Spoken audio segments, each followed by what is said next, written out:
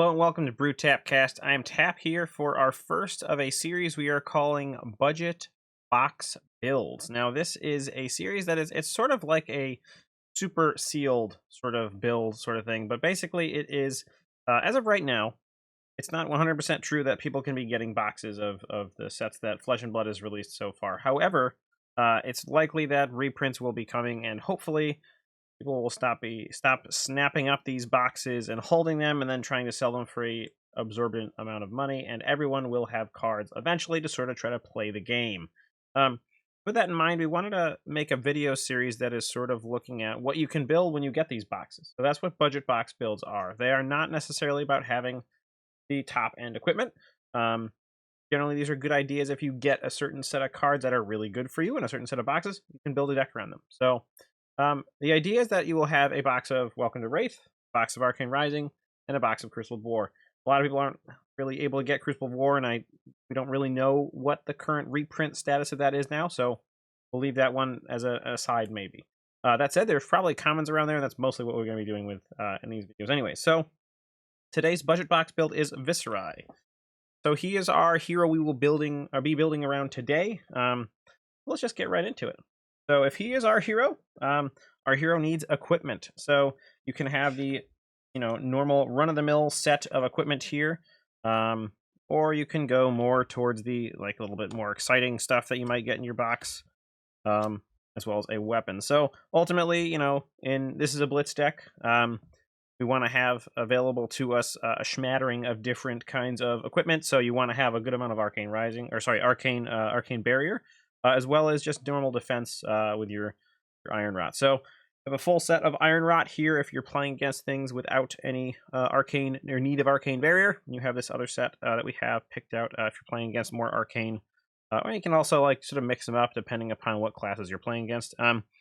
One thing to note here, so we did pull a Bloodsheath Skeleton, so that is our Majestic of our equipment right now, and it actually does really help with those big turns. So if you have a bunch of rune chants and you're looking for a very large turn with maybe a couple different non-attack actions and then a big attack or big attack actions, Bloodsheath Skeleton really helps to get it done by dropping costs and keeping the cards that you would have to pitch to actually play your cards in your hand to be played. So those are the equipment we have for this. We're also running the Nebula Blade as our weapon. We did not get a Reaping Blade, and at the same time, the way we built this, we do have a mix of non-attack and attack, so I think actually Nebula Blade works out a little bit better. The life gain on the other weapon is probably a nice touch, but without a huge amount of life gain in the budget decks that we'll be playing against, it wasn't really a requirement. All right, so that's our equipment. Let's get into the other cards. The reason why these ones are sleeved is the last bunch of games I've been playing were against Kano, so the Arcane Barrier was important for me. Alrighty, moving on to attack actions. So for this particular deck, we did manage to pull an Arknight Ascendancy, so that is definitely probably the best attack card in the deck. It has the biggest swing in the sense of if you get it early, it's just kind of garbage, and you're probably going to want to pitch it away to get it later. And if you get it late and you have a bunch of rune chants, it can be like a really big heavy hitter. That Dominate on there is very key to actually having that card do a lot of that work. We also got a Dread Triptych as one of our Majestics as well. Also a very good card. Definitely want it again mid to late game. Can help you generate a little bit more rune chants when you blow a lot on that particular attack. And then we move on to our lower rarity, our more budget friendly ones. We have one copy of each color of the Spellblade Assault.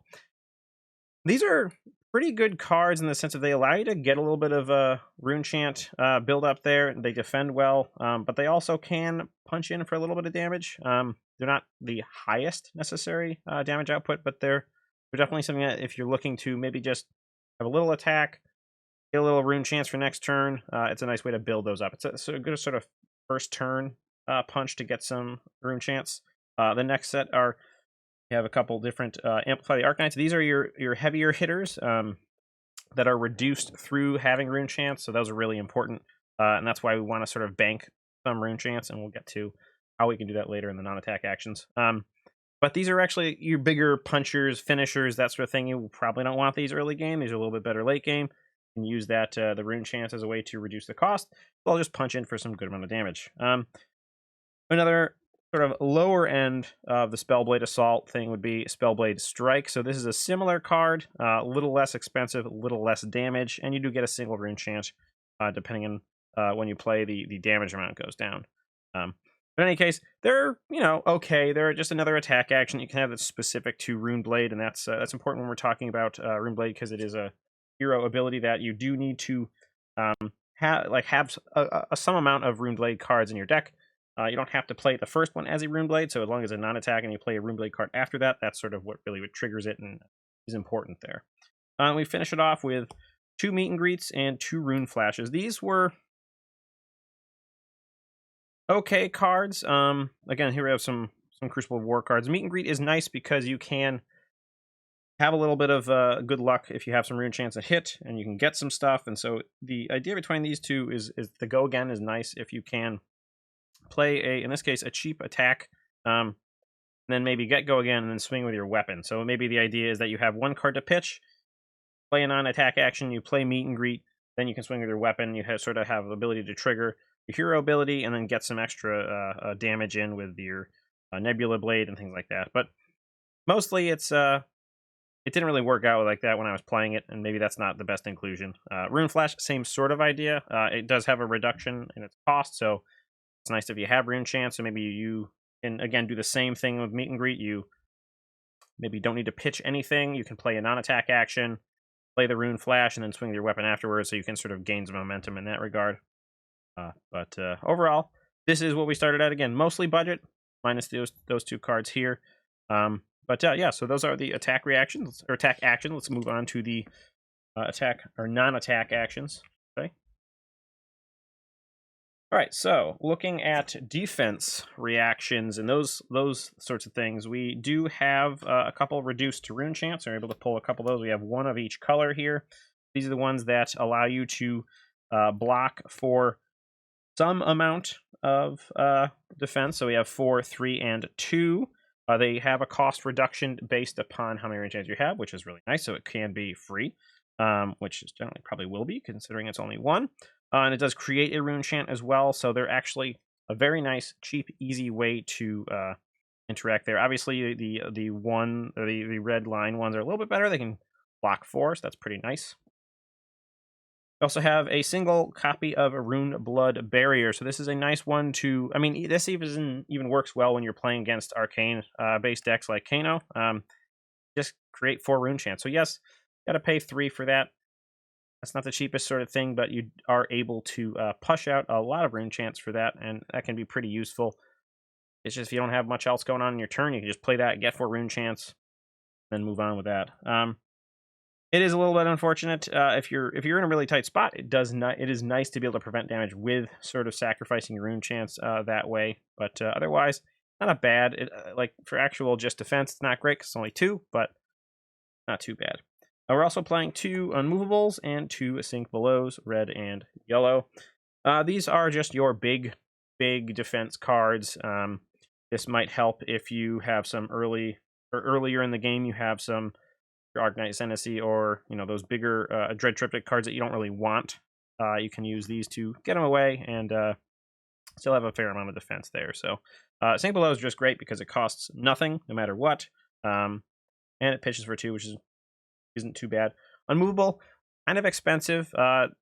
It's probably better if we actually had more reduced to rune chance, but this is the set we got in the box, so would have liked to have seen more here. Yes, we definitely can't block 6 with any other card, and that's what's good about Immovable, but also very expensive. I guess in some cases you can have a turn off that you just want to create some rune chance, and that's nice, and then Immovable is a good thing to have in your hand for defense, but otherwise it gets pretty expensive, and it's probably not the best bet. But we put it in there anyways. Also pitches for 3. That's pretty nice as well. All right, moving on to the non-attack actions. We have quite a smattering here. We have 1 copy of Become the Arknight. So this is a card that allows you to basically go get an attack action card or go get a non-attack action card. And that's kind of nice. It can sort of be considered as another one of your good attack cards. And that's something that's really important because it's like a second copy of a really good card, and that's something that's really useful. So you can have this early on, you can pitch it for 3, or you can save it for something else, and it's sort of a nice way to have like another copy of Arcane Ascendancy or something like that. It has go again, so you can maybe even cast it the same turn, and it is free. Let's have one copy of Rattlebones. This was a nice Crucible of War pull that allows us to really go and get something out of our graveyard that was a big heavy hitter. Like, say we got Arcane Ascendancy, got a bunch of rune chants off it. We can just, Rattlebones it back, play it again, generate a whole bunch of arcane damage, and then maybe get a whole bunch more rune chants if we hit before and this time well. So, really nice card there. You can definitely get a bunch of things out of your graveyard and go to town in that regard. We have some Oath of the Arcanite in blue and yellow. So these are nice. We can gain a little bit of advantage with our rune chants as well as buffing up our attacks, and then getting our Viserai trigger there to get some extra rune cancers from playing on attack and then an attack. So definitely like the Oath of the Arcanites. They're a little bit expensive, but because they have go again, you can combine them with a weapon attack or a meet and greet. Not the best one with meet and greet, but just a smaller attacks that you can just sort of swing in with. You get some chip damage in, it gets buffed, and you have some rune chance. We also have a couple copies of Read the Runes. These are nice early turn sort of early game spells just to get some rune chance, and they also can pitch in a bind if you don't really want to get rune chance. I kind of like this card. It gets a lot better when you have stuff like Mordred Tide. We did not pull a Mordred Tide. That's probably the key card for this kind of deck, just to be able to have multiple instances of gaining extra rune chance whenever something. If there's any way to give that go again, that might be a good way to do it as well. But in this deck, we don't have that really ability. Got 2 copies of Moravian Sky. So this is really nice because it allows us to turn our attack actions into either having go again, also creating a whole bunch of rune chance for us. So 2 versus 3, how many rune chance you actually get when you are hitting. So it's a pretty powerful card that is a sort of, for us, a sub-in for Mordred Tide in that regard. And then we're playing a couple non-Runeblade cards in the Logism, Lead the Charge, and our Sigil. So Logism is really good because a lot of our cards do actually cost a little bit more, and giving a little bit higher damage later in the game can really make those punch in for a fair amount of damage. It also is a non-attack action, so we can get Viserai trigger if we play a Runeblade card after that. Lead the Charge, same sort of thing. We want to trigger that hero ability. This can help with if we're looking for bigger turns. This can give us extra action points to do those things. So whether it's swing with a weapon after we do this and then a non-attack, or an attack action, and then we swing with a weapon, something like that. Then we did pull a Sigil of Solace in blue, and that seemed like not a bad thing. Yes, it's only 1 life gain, but it does pitch for 3, and it's sometimes nice to have some sigils in the deck in general.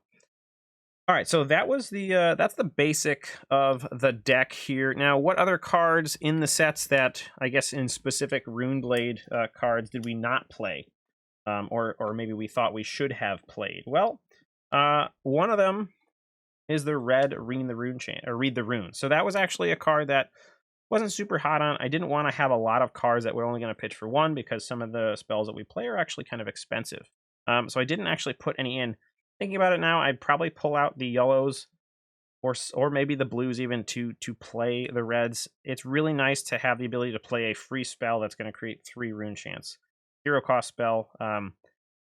It's really nice to have that kind of thing, especially on a first turn. You can just sort of play that out. You get the draw up at the end of your turn. If you're not attacking your opponent, they don't get the draw. So it's like, ideally, a red Read the Runes is like one of your better first turn plays if you're on the play.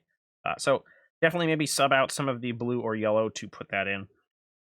Another one is Drawn from the Dark Dimension. Didn't put this in, and I don't think I would want to. I don't see enough of our things being able to give things go again to really make this count. So drawing that extra card doesn't really necessarily help us all that much. And the power on these attacks just wasn't all that high. So I didn't really see the upside. Yes, it can cost less, but didn't really seem very useful. We also did not play any Bloodspill Invocations. Probably could have done this. This is sort of the other option of like Oath of the Arcanite. This is not a bad option. It does a similar sort of thing, except for instead of pumping the attack, you have to hit and you get rune chance. So that's actually quite nice, and it does have a little bit of a higher upside because it can create 3 for the red one. The fact is that if you take any sort of damage, so if you're playing against any instant speed damage like Kano or anything like that, these may just be a cool, I did something and then nothing happened because I had to destroy it or something like that. We also didn't play Consuming Volition, and I don't know why. I think this is probably a good card to sub in into the deck, because being able to hit, like, you're most likely going to be dealing arcane damage if you have any rune chance. It's hard to sort of have people block everything, especially if you're like trying to collect them up and then have a bigger turn. Not a one turn kill, but just a few. Having them discard a card is really powerful. Beyond just the also attacking it for 4 and possibly needing the defense as well. So probably should have played the Consuming Volition. It definitely is a little bit better of a card than I thought. And playing the deck, I feel like that sort of thing would actually help us quite a bit. What we take out, maybe a meet and greet. I didn't really like the meet and greets. We couldn't really get the go again to mean a lot. Like, the idea behind it, that and the rune flash, is you can play that and then go again and swing with your weapon. It just didn't really happen all that much. So those could definitely come out. That could go in, be helpful. We also didn't play any Sutcliffe's research notes. We do mostly have Runeblade cards in here, but they're not all attack actions, so it's not really worth trying to hit and have this be useful. Cost 1, maybe you get 1 rune chant, maybe you get 2. Possible you can get 3, but not really likely. So the payoff really wasn't there. Yes, it'll trigger Viserai if we then attack with something, but it doesn't really seem all that useful, so didn't include that. So if I was going to probably include something, probably be Read the Runes, Volition, and then maybe some Bloodspill Invocations, swapping out Rune Flash, Meet and Greets, things like that for those cards. So I think that's about it for today's little budget box build for Viserai. Definitely a fun hero. I like the way the rune chants play. It's pretty exciting, so I definitely just checking them out and having a little bit of fun with those rune chants that pop off. So that's it. I'm looking forward to making more of these videos soon. That said, how would you have built the deck? I mean, assuming that you have most of the commons that you want, and then some of the rares, anything that's glaringly problematic for a Blitz deck on a budget? Let me know in the comments. Let me know what you would have done if you've done a similar thing. It's just like look like a powered up sort of sealed pool. Maybe you didn't see a lot of the other cards that we pull out of the box, but you can sort of assume we have most play sets of the commons from a single box. But let me know what you think. Let me know if you like the idea of the video. Let me know if you don't. And that'll be it for now. So thanks so much for watching. Cheers.